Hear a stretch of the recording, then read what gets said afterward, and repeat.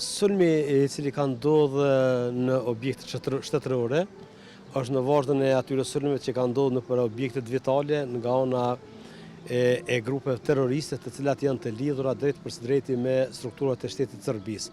Një akt I tillë konsiderohet që është një terrorizëm shtetëror, pra Serbia ka kryer një sulm terrorist në territorin e Kosovës.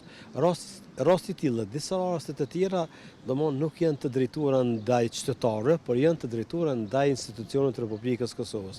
Kjo bëhet për shkak se tashmë në 4 komunët veriore sovraniteti dhe integriteti territorial është shtri në plotni dhe tash kemi sulme të tilla her pas here sporadike të cilat janë të kryer nga grupe diverzante, të cilat kryejnë akte dhe ikën në territorin e Serbisë. Jo, nuk mendoj që cenote e drejta dhe liria e tyre, sepse po shohim që ca sulme janë objektet vitale.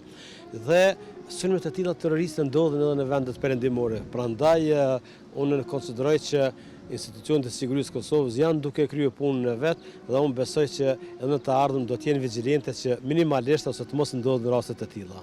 A do të ketë raste të tilla ende? Mund të ketë raste të tilla, mirë po unë mendoj që janë të izoluara dhe nuk do ta cenojnë sigurinë nacionale të Kosovës.